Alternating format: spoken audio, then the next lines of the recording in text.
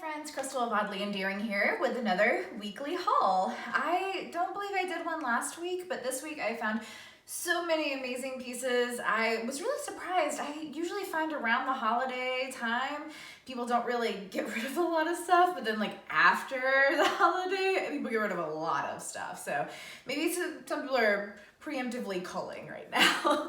But yeah, so got a lot of great finds this week. I'm going to show you most of it, so if there's anything in particular that you're interested in, just comment below and I will be sure to tag you when I post it. I won't be posting these at any specific time, but at some point in the next few days, just as I get them photographed and also depending on interest. If there's something you guys really want to see right now, just let me know and I will put it in as a priority. So starting off, got this great E.T. It's a 1982 TV tray, and it folds out pretty well considering it's kind of rusty, but a beautiful tray. The graphic is still there. I love finding TV trays. I'm a kid of the 90s, and we definitely were into our TV trays. All right, next I have, continuing the E.T. craze, got an ET10 lunchbox. The graphics are great on it. It's worn, it's missing the handle, but it's not broken, so I feel like the handle could be replaced. And it does have a thermos inside. The thermos is missing its cap here, but otherwise it's in pretty good shape. It's worn, you know, as they usually are. It's been loved and used, but it was still an exciting find. I love finding 10 lunchboxes for a good deal in the wild. All right, next we have Knight Rider lunchbox. I could not pass this up. I love the different images on the front and the back. It's just too funny. And it also has the thermos included. Let's see if I can open it right. Oh, it opens the other way. Let's see here. Almost got it. There we go. It has the square thermos. So it's in beautiful condition. It's got the car right there on the front. I love the color. It's like a robin's egg blue. All right, there we go.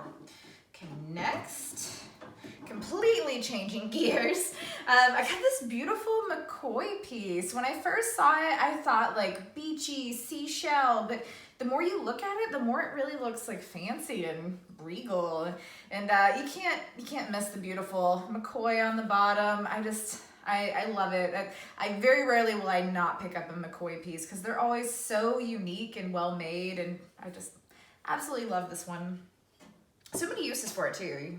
Planter or a dish of some sort. Speaking of dishes, got this great trinket dish. It's from 1983, and it's bizarre. I've never seen one like this. I guess it kind of looks like a flamingo, but it also kind of looks like a swan, but it's bent backwards, I assume, so you can more easily hang your rings and bracelets and jewelry in it. But I love this little piece. It's so bizarre. Like, why would you? This isn't natural. Alright, continuing our pottery theme. Got this little guy.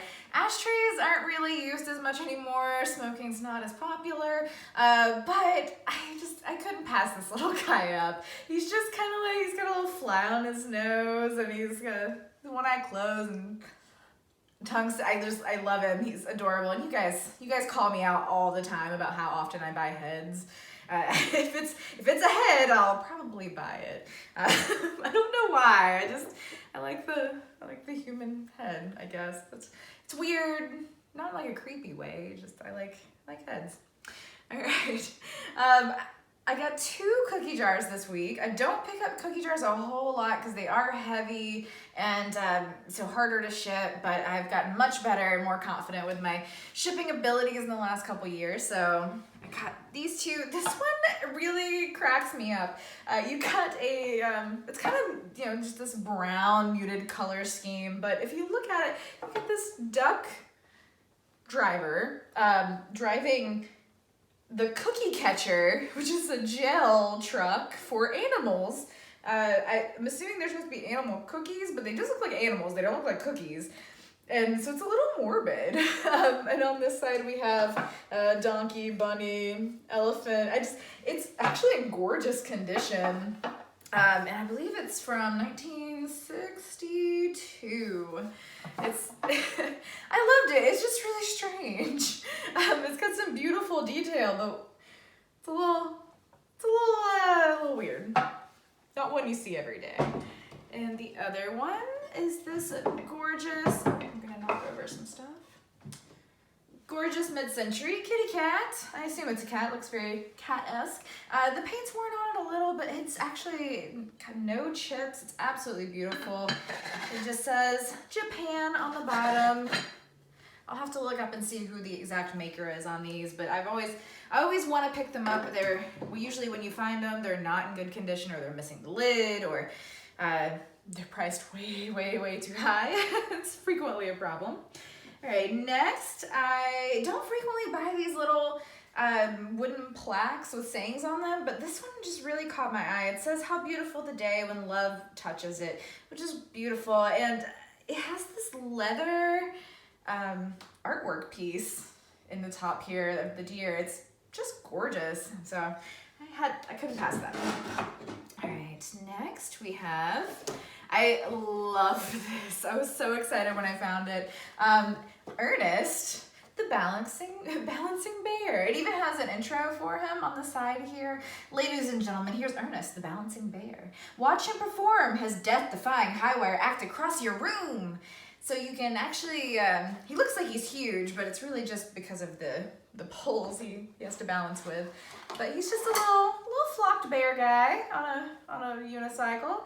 And it's even got the original string and the poles where you string it up, and then he will just glide across your room in death-defying acts.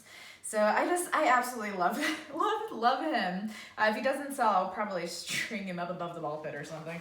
But I'm a sucker for old toys, and especially like circus themed. I'm always picking up clowns. So bear on a unicycle, how could I not? And in the original box too. It's wonderful. All right. Next, got a beautiful mid-century mail holder here. Got your letters, bills, and miscellaneous. And I love the little metal eagle embellishment at the top, and on the back it's best ever, made in Japan. So it's a gorgeous little piece. Got a little key rack here. All right. Next, let's see. All right, so I got a whole collection of late 1800s, early 1900s Christmas cards and postcards, and a couple New Year's ones as well. But this is just a taste of what I've got. And fortunately, when some collectors, they go all out, and it's wonderful for preservation. And this collector actually put every one of the cards individually in these pretty hard plastic shells, and it was actually in another plastic sleeve as well, so it was doubly protected. So these are in gorgeous condition. This one's actually a mechanical card. It like pops out into 3 layers. It's pretty big too.